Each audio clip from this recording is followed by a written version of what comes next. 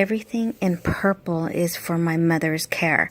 So I like to plan out her activities day by day, so it kind of keeps me on track of what we're doing far as like vision, her speech therapy, occupational therapy, physical therapy, wheelchair time, bathing, just those kind of things. So you can kind of keep track of the days that you plan to do that accordingly, as well as their doctor's appointment or their diets or something that kind of keeps you focused. And, because every day goes by so quickly and every day is not always the same. Just remember, when you're writing stuff down, you have to be very flexible depending on their mood, depending on their health. If they're feeling good that day, if they're feeling bad that day, then do something a little bit less,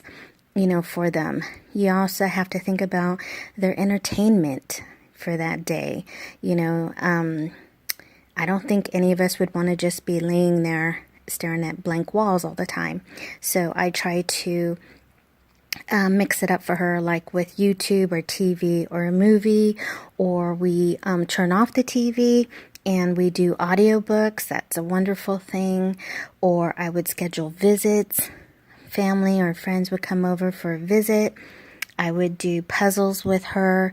There are other things. If you want to have some examples of those, let me know and I can do like a video about that too. But planning is probably the biggest suggestion that I can give to you. On Tuesdays and Thursdays, I have a part-time caregiver for only 3 hours.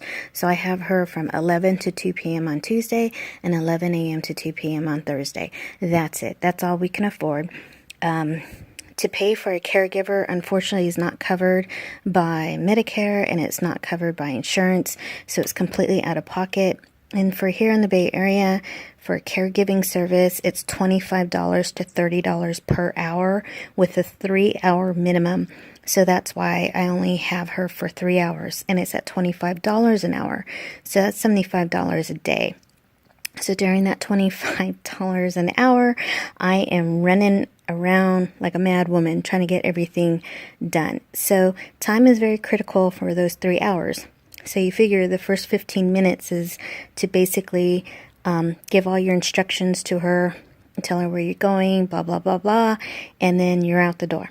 So now we have, 2 hours and 45 minutes, plus you got to give yourself about maybe 30 minutes of driving time. So really you only have like maybe 2 hours tops to do whatever you need to do. So usually the morning of or the night before, what I like to do is I like to get my list of places where I need to go. So for here, I need to go to the post office, CVS, to get her medication, Safeway for food. I need to go to the library for myself, Harbor Freight for her medical gloves, and in the bank. So these are the places I need to go. So this morning, I usually get up pretty early on Tuesdays and Thursdays just so I can prep. And this is what I do for prepping. It just really saves me time because, as you know, time is very critical and I just have no room for errors. I want to get my couponing because, we're on a budget. I mean, with me not working and with my mom now staying with us, we do more laundry, more than ever, and dishes. So I'm really trying to stock up on laundry detergent and soap detergent.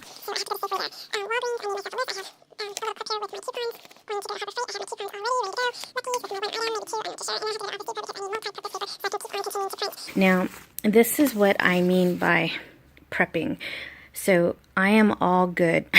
So when my caregiver arrives at 11 a.m., I'm hoping by 11:15, I am out the door in my car, ready to go to the first place. So I'm hoping I can get this all done today. And then when I come home, I'm hoping I can get home a little bit before 2, and then maybe we can shampoo my mom's hair because she likes it when there's 2 people. Because you talk and she feels like she's in a salon and we make it real fun. So I'm really trying to get this all set. But this is what I mean by planning. Planning is essential.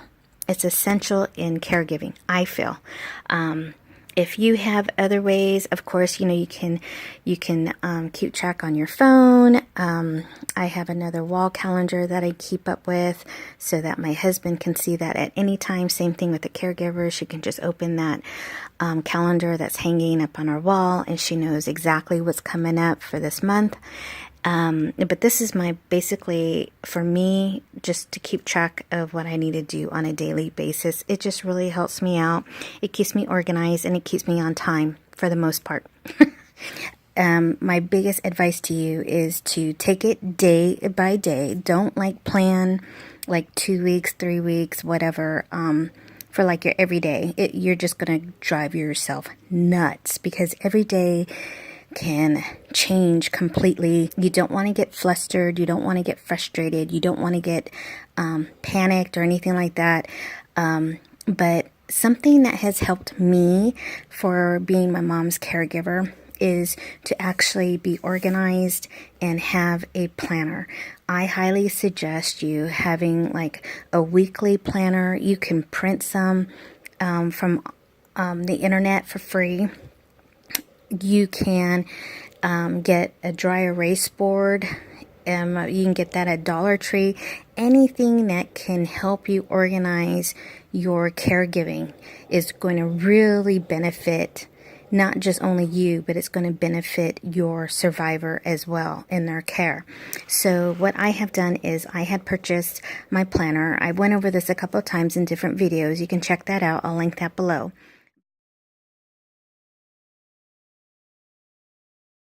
Updated my planner, check.